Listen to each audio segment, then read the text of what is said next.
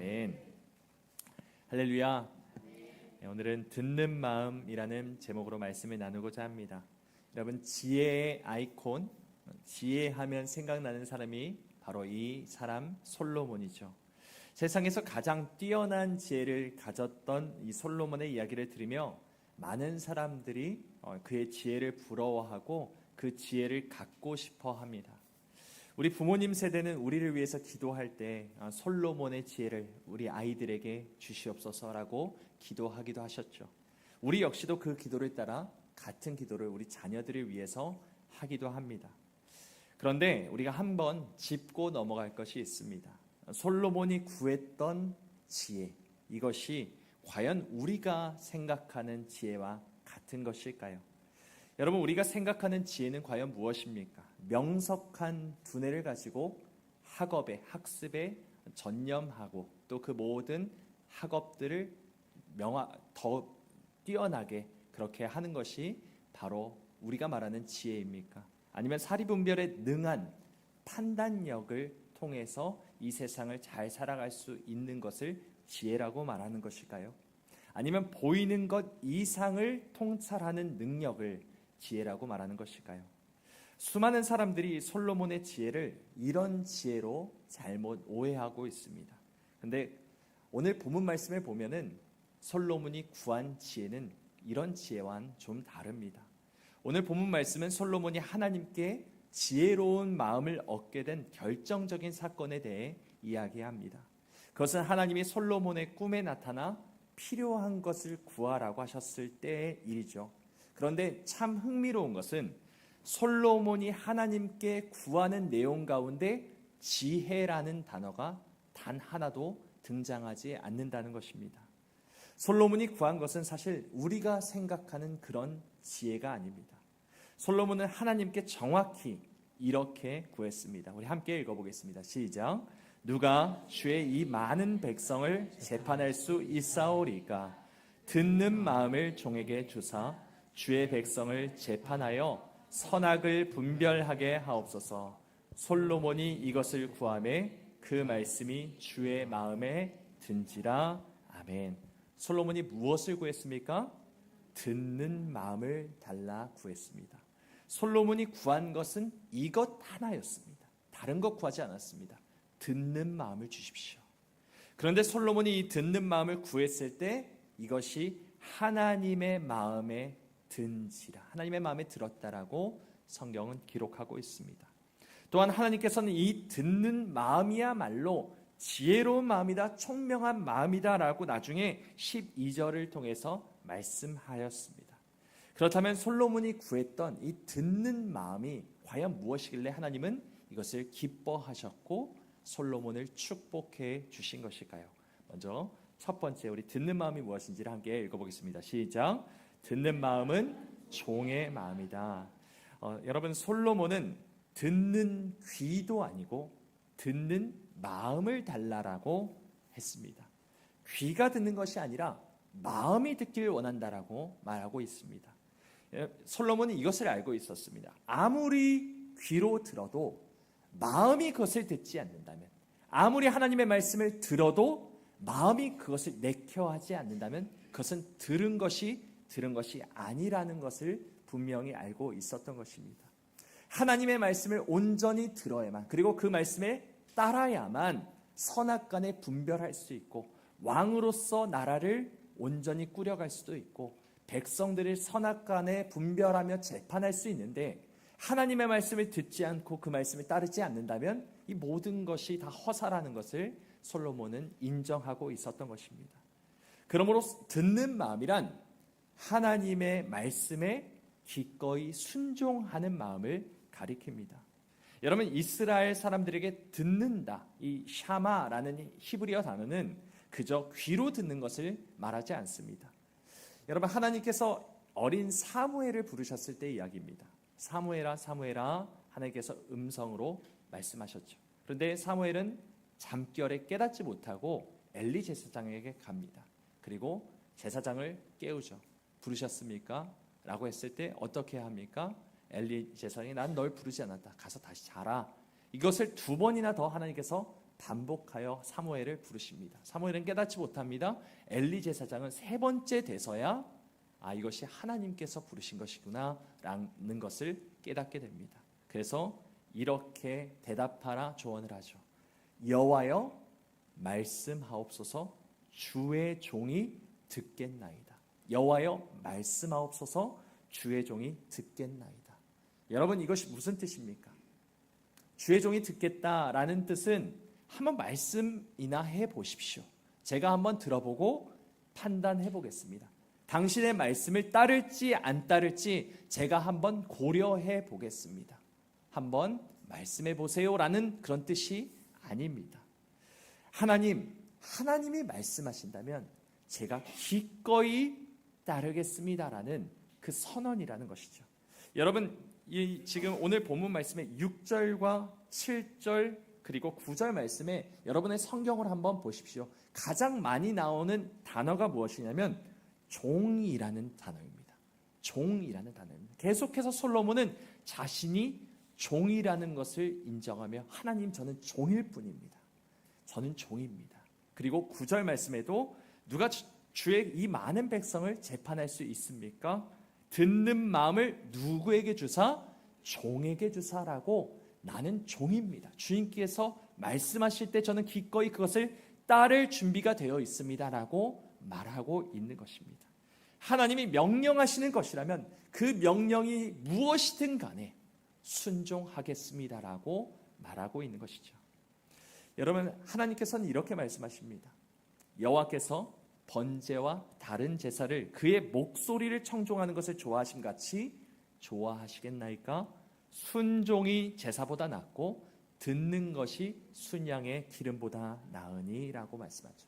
여러분, 순종이 무엇보다 낫다고 말하고 있습니까? 제사, 예배보다 낫다라고 말하고 있습니다. 듣는 것이 순양의 기름, 하나님께 드리는 모든 제물보다 낫다라고 말하고 있습니다. 여러분, 순종과 듣는 것을 같은 위치에, 같은 이치에서 지금 성경은 말씀하고 있는 것입니다. 듣는다는 것은 곧 순종한다는 것을 의미하며 그것이 무엇이든 간에 무조건 따르겠다라는 것이죠. 솔로몬은 하나님께 다른 그 어떤 것도 구하지 않고 듣는 마음을 구했습니다. 기꺼이 그 말씀에 따를 수 있는 종이 되기를 간구했습니다. 그는 이스라엘의 왕이 되었습니다. 하지만 그는 자신이 종이라는 것을 잊지 않았습니다. 내 위에 하나님이 계시며 하나님이 나의 주인이시다라는 것을 계속해서 인식하며 살아가고 있었던 것입니다. 여러분, 신앙생활을 하다 보면 하나님의 말씀이 좀 부담스럽게 다가올 때가 있습니다. 하나님은 항상 우리에게 편한 말씀만 하시지 않습니다. 어떨 때는 매우 큰 도전을 하시기도 하고 우리의 마음에 꺼려질 만한 도전으로 그렇게 우리를 몰아가실 때가, 인생을 몰아가실 때가, 낭떠러지의 앞에 두실 때가 있다라는 것입니다. 신앙생활은 어렵습니다. 적당히 편하게 안락하게 갈 수 있는 길이 아닙니다. 우리가 가는 길은 좁은 길이며 거친 길이며 험난한 길입니다. 모험을 떠나는 길이고 위험한 길을 가는 것이 이 신앙의 길이고 우리는 그러한 삶을 살아가고 있습니다. 여러분, 아브라함을 생각해 보십시오. 하나님께서 부르셨을 때 무엇을 먼저 말씀하셨습니까? 너의 고향과 친척과 아버지 집을 떠나라 말씀하십니다. 그 당시 자신의 고향을 떠나서 타향살이를 한다는 것은 거의 자살 행위와 다를 바가 없었습니다. 죽음을 각오하지 않고서는 할 수 있는 행동이 아니라는 것이죠. 하나님은 아브라함에게 목숨을 건 도전을 하셨고 아브라함은 그 말씀을 따라 집을 나섭니다. 또한 그가 100세가 돼서 이삭을 낳았을 때, 그리고 그가 장성했을 때 하나님께서 한 번 더 너무나도 큰 도전을 하십니다. 뭐를 말씀하셨죠? 이삭을 번제로 바치라 말씀하십니다. 차라리 내 목숨을 끊으라 하시지 왜 나의 전부인 아들, 하나님께서 주신 이 아들을 번제로 바치라 하는가라는 생각이 들었을 것입니다. 하지만 아브라함은 그 말씀에 기꺼이 따릅니다. 그 말씀대로 무조건적으로 순종한 것입니다. 여러분, 하나님께서 말씀하셨다면, 하나님께서 내게 도전하셨다면 뭔가 계획이 있으며 뜻이 있을 것이라는 신뢰가 그에게 있었던 것입니다. 여러분, 우리에게는 이러한 믿음이 있습니까? 이런 신뢰가 있습니까? 하나님께서 나를 결코 망하게 하지 않으시고 가장 선한 길로 인도하신다는 그 사실을 여러분 믿고 계십니까?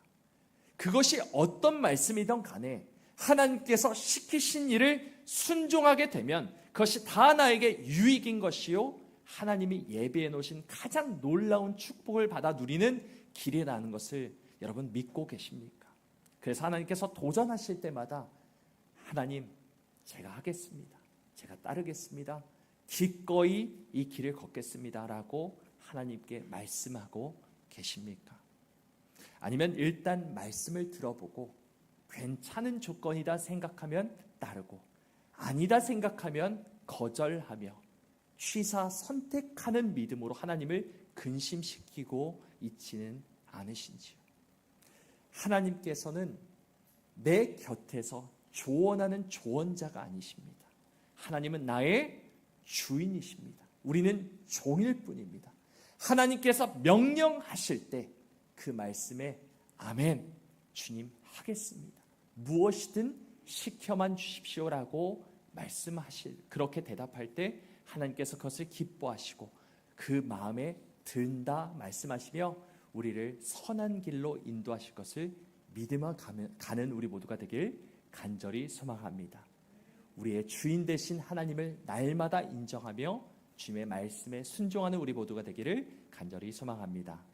우리 두 번째, 우리 함께 읽어보겠습니다. 시작. 듣는 마음은 어린아이의 마음이다. 듣는 마음은 어린아이의 마음입니다. 여러분, 하나님께서 꿈에 나타나셨을 당시에 솔로몬은 20살이 조금 넘은 나이였습니다.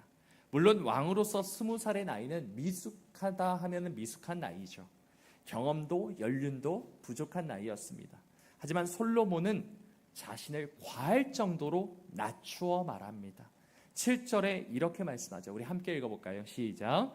나의 하나님 여호와여, 주께서 종으로 종의 아버지 다윗을 대신하여 왕이 되게 하셨사오나 종은 작은 아이라 출입할 줄을 알지 못하고. 아멘. 여러분, 지금 솔로몬이 뭐라고 말하고 있습니까? 종은 작은 아이다. 다시 말해서 자신을 어린 아이다 말하고 있습니다. 그러면서 이렇게 말합니다. 내가 출입할 줄을 알지 못합니다. 이 출입한다는 뜻이 무슨 말이냐면 아는 것이 전혀 없습니다. 할 줄 아는 것이 없습니다 라는 뜻입니다. 제가 아는 것도 할 줄 아는 것도 아무것도 없는 어린아이와 같습니다 라고 말하고 있는 것이죠. 그렇기 때문에 듣는 마음이 필요하며 그렇게 하나님의 말씀에 순종하며 살겠다라고 말하고 있는 것입니다. 여러분, 이것이 솔로몬이 겸손하기 때문에 한 겸양의 말이라고 생각하십니까? 그렇지 않습니다. 솔로몬은 겸손의 말을 한 것이 아니라 자신의 현실을, 자신의 모습을 직시한 것입니다. 여러분, 그리스 최고의 철학자이자 위대한 성인으로 손꼽히는 소크라테스가 이렇게 말합니다. 나는 내가 아무것도 모른다는 것을 안다. 이게 무슨 말입니까? 내가 아무것도 모른다는 것이죠. 나는 아무것도 모른다는 그 사실만을 내가 알고 있다라고 말하고 있는 것입니다. 또한 온전하고 정직하여 악에서 떠난 사람, 하나님도 인정하셨던 사람 욥도 이렇게 말을 합니다. 무지한 말로 이치를 가리는 자가 누구이니까? 나는 깨닫지도 못한 일을 말하였고 스스로 알 수도 없고 헤아리기도 어려운 일을 말하였나이다 라고 말하죠. 하나님, 제가 아무것도 모르면서 아는 척을 했습니다. 알 수도 없고 헤아리기 어려운 것을 알지도 못한 채 말을 하고 있었습니다. 하나님, 용서하여 주십시오. 이것이 바로 욥의 말이었습니다. 여러분, 이것이 우리의 현실입니다. 이것이 우리의 모습입니다. 우리는 아무것도 아는 것이 없고 내 힘으로 깨달을 수도 없는 어린아이와 같습니다. 이런 우리가 인생길을 어떻게 헤쳐나가야 하는지 알 수 있겠습니까? 어디로 가야 하는지, 무엇을 어떻게 해야 하는지 어린아이가 무엇을 알 수 있겠습니까? 알 수가 없습니다. 알 수 없으니 할 수도 없습니다. 여러분, 이 앞에도 저희 아이들이 있죠. 온유한 사랑이한테 아빠가 깜빡하고 집에 지갑을 놓고 왔어. 근데 이 지갑이 꼭 필요하거든. 그러니까 지금 너 당장 집에 가서 지갑을 좀 가져와 라고 하면은 온유가 뭐라고 말할까요? 못해요 이러겠죠. 왜 그럴까요? 어디로 가는지 모르는 것입니다. 집으로 가는 길도 모르고 집 비밀번호도 모르고 어떻게 지갑이 어디 있는지도 모르고 다시 돌아오는, 이 교회로 돌아오는 길도 모르기 때문입니다. 내가 할 수 없습니다. 알 수 없습니다. 못합니다. 이것은 어린 아이의 고백입니다. 이 고백이, 어린아이는 길을 모르기 때문에 전적으로 부모를 의지하고 부모가 이끄는 대로 따라가는 것이 전부라는 것입니다. 인도하는 대로 따라가는 것이 이 아이들이 할 수 있는 전부입니다.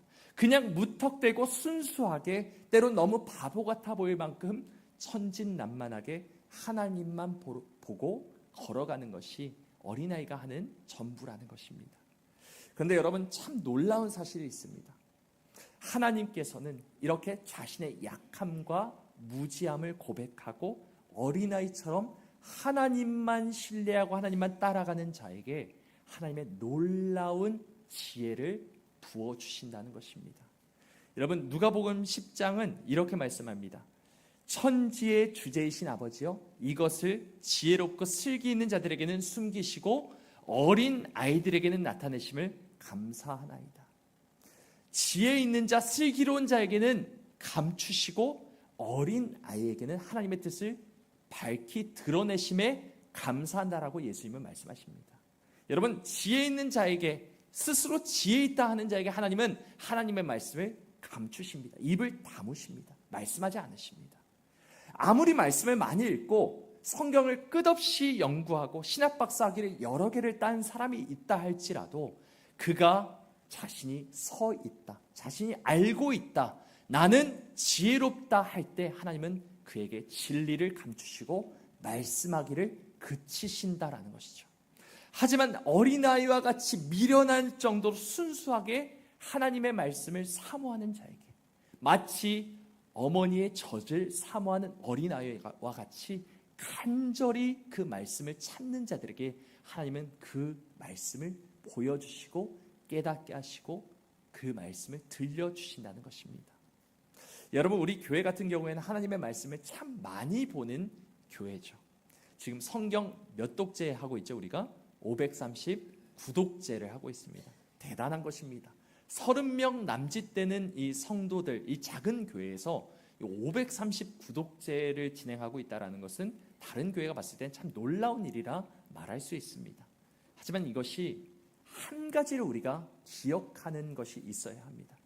539독이라는 이 숫자가 중요한 것이 아니라 무엇이 중요한 것이냐, 내가 무엇을 위해 성경을 펼치고 있냐는 것입니다.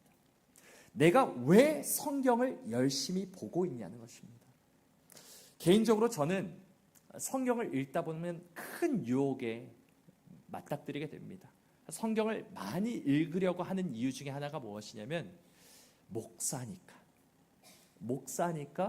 많이 알아야 되고, 성도들보다, 일반 그냥 평신도라고 말하는 성도들보다는 뭔가 더 알아야 되겠다라고 생각하기 때문에 성경을 좀 읽어야 되지 않을까라는 유혹이 들게 됩니다. 목사로서 체면이 있지, 그래도 적어도 하루에 몇 장은 읽어야 되지 않을까라고 성경책을 펼 때가 있는 것이죠.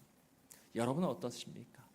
내가 권사니까, 내가 집사니까, 내가 카톡에다가 이름 몇 장 이거 올려야 되는데, 다른 사람 다 읽고 있는데, 나 체면이 있지, 그러니까 읽어야지 라고 생각하며 읽고 계시진 않습니까?